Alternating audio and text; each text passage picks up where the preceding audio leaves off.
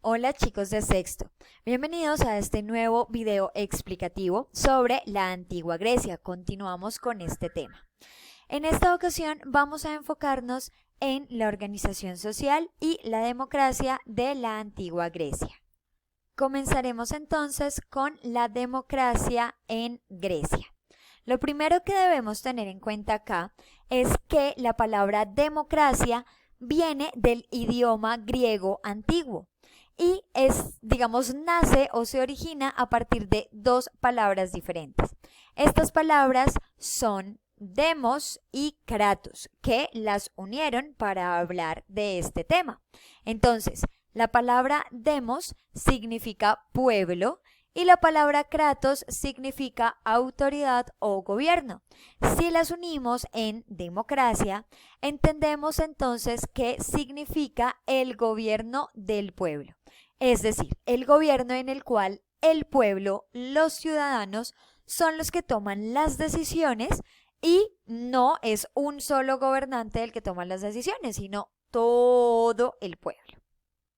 Ahora entonces, vamos a ver cómo funcionaba la democracia en Grecia. Lo primero que debemos saber de esto es que todo el país, por decirlo así, de Grecia, toda la nación de Grecia, estaba dividido en varias ciudades.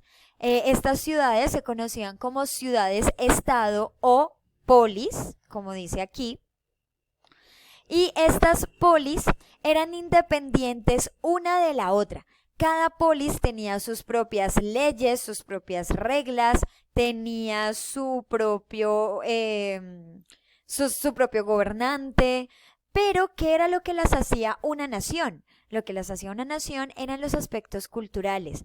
Todas creían en los mismos dioses, hablaban el mismo idioma, tenían las mismas costumbres o las mismas tradiciones.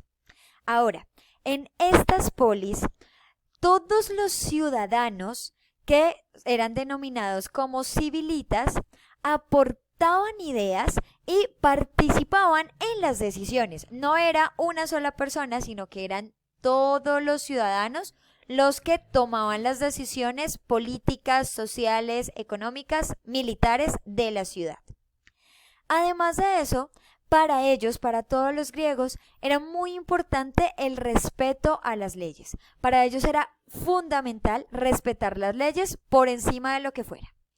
Y de vez en cuando lo que hacían era que elegían a un representante o a varios representantes para que ellos cumplieran o hicieran cumplir las decisiones del pueblo. Es decir, como no todas las personas podían decir, oiga, usted cumple, oiga, usted cumpla. No. Entonces decían, vamos a elegir una persona que sea el que haga cumplir las decisiones, las leyes, las reglas que todos pusimos. Y si estas personas no cumplían, si de pronto se robaban el dinero, eran corruptos, incumplían las leyes, algo por el estilo, se les podía castigar incluso con la muerte. Continuamos.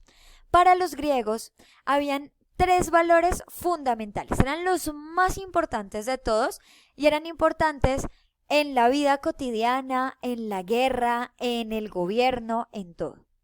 Estos son el honor, la dignidad y la igualdad. Resulta entonces, en primer lugar, que para ellos el honor se ganaba.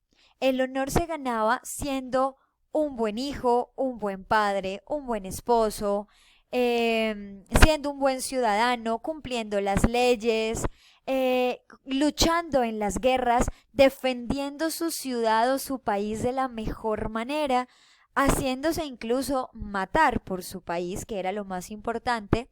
La dignidad era muy relacionada con el orgullo. Ellos nunca se iban a dejar humillar. Siempre iban a ser personas dignas, orgullosas, que nadie podía estar por encima de ellos. Y finalmente, la igualdad. Precisamente, nadie estaba ni por encima ni por debajo de otra persona. Los ciudadanos eran iguales entre ellos y se respetaban todos de la misma manera. Fuera joven, fuera viejo, fuera rico, fuera pobre, si era ciudadano, se le respetaba. Ahora, hay una frase o un texto que van a encontrar en los módulos y que de hecho vamos a trabajar en el momento de transferencia, que es muy importante, y es este, lo voy a leer.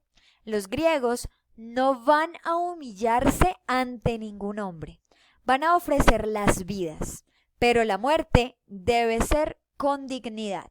Los griegos no se arrodillan ante la presencia de otro hombre, sea quien sea. Esta frase nos muestra precisamente que ellos eran muy orgullosos, muy dignos, que creían en el honor. Si iban a morir con dignidad y con honor. Ahora, vamos a ver la organización social de la antigua Grecia. Vamos a tener entonces en cuenta que ellos se organizaban no solo de acuerdo al trabajo que desempeñaban, entonces no solo si era gobernante, si era artesano, si era comerciante, sino que se organizaban de acuerdo al género, si era hombre o mujer, de acuerdo al lugar de origen, si habían nacido en la ciudad en la que vivía o si había nacido en otro lugar, o sea, en la polis en la que vivía o en otra polis, y a la condición social. Esos eran muy, muy importantes. Buscaban siempre la igualdad entre ellos. Ellos buscaban ser una sociedad en la que no hubiera una pirámide, como en todas las otras sociedades que hemos visto, no sé, los aztecas, los mayas, los incas, los mesopotámicos, los egipcios, sino que para ellos era una sociedad. Entonces, en lugar de pirámide, era una sociedad igualitaria. Pero obviamente sí se clasificaban entre ellos para tener un orden, una organización precisamente. Y esa organización entonces tenía, digamos, dos tipos de clasificarse. La primera clasificación era que habían personas que pertenecían a la clase social libre y habían otros que pertenecían a la clase social no libre. Pero dentro de la clase social libre se dividían entre los que eran ciudadanos y los que no eran ciudadanos, porque obviamente no todos podían tomar las decisiones, eran solo los ciudadanos, pero para ser ciudadano debías cumplir con ciertos requisitos y los vamos a ver a continuación. Entonces, si nos fijamos en este cuadro, lo siento,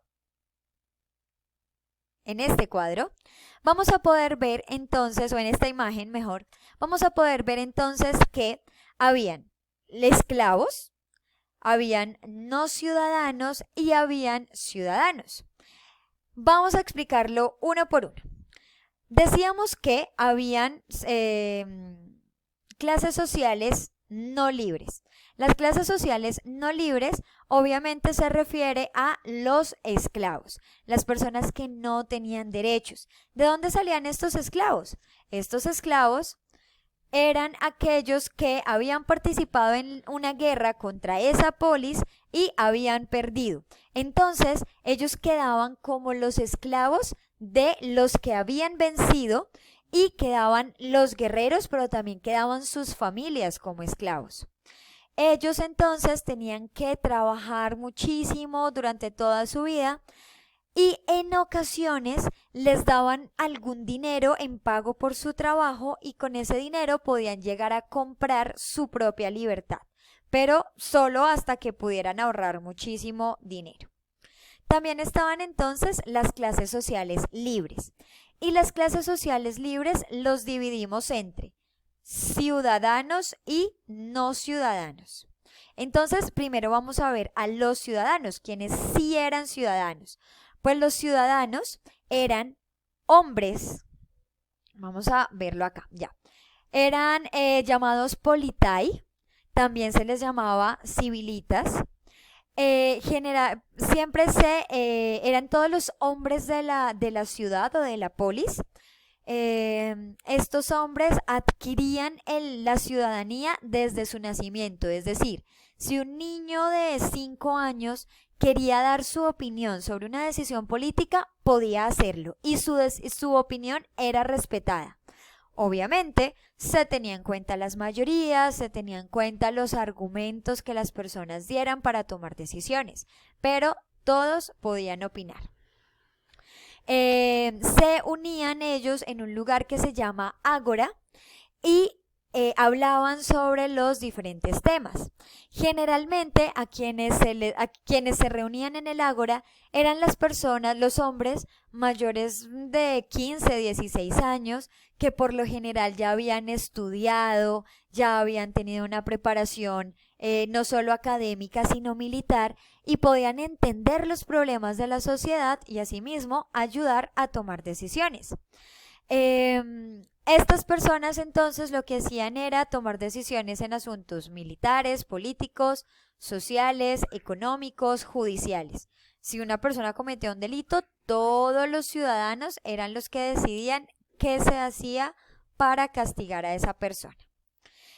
¿Qué características tenían estos ciudadanos? Pues bueno, ellos pagaban impuestos, todos debían servir en el ejército, pero además se dividían en pequeños grupos. Entonces eran los aristócratas, los que tenían más dinero, los que eran más educados. También estaban los mercaderes, que eran como los comerciantes, los que vendían y compraban cosas de una ciudad a otra y demás. Y estaban los campesinos, los que sembraban la tierra, los que criaban animales y demás. Ahora vamos a ver a los no ciudadanos. Los no ciudadanos, vamos a entender en primer lugar que eran las mujeres. Las mujeres no podían ser ciudadanas, no podían tomar decisiones ni políticas, ni económicas, ni sociales, ni judiciales, ni militares. Pero además también eran los extranjeros. Y aquí entonces nos vamos a dirigir a esta parte. Las mujeres no tenían los mismos derechos civiles que los hombres, pues se consideraba que ellas no tenían la capacidad para ocuparse de esas cosas. Ellos decían que las mujeres tenían otras capacidades, capacidades artísticas, capacidades de cuidado, e incluso de educar a sus niños en la casa, pero no de ocuparse de asuntos políticos, sociales, económicos, nada de eso.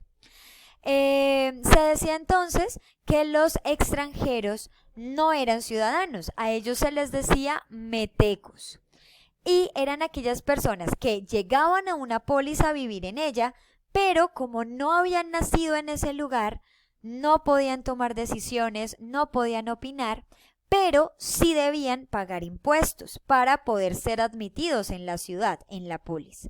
Y estaban también los clerurcos. Los clerurcos eran aquellas personas que vivían en colonias cercanas a la polis, digamos en lo que hoy en día serían veredas cercanas a la ciudad. A ellos se les asignaba un terreno para trabajar, pero ellos vivían en esas zonas fuera de la ciudad porque habían cometido de pronto algún delito, porque habían hecho algo malo, entonces no se les podía considerar ciudadanos, porque perdían ese derecho al cometer los delitos. Y simplemente se les dejaba trabajando fuera de la ciudad como para no excluirlos tanto, para darles la oportunidad de ganarse la vida. Aquí entonces podemos observar precisamente que los no ciudadanos, es decir, los clerurcos o los metecos,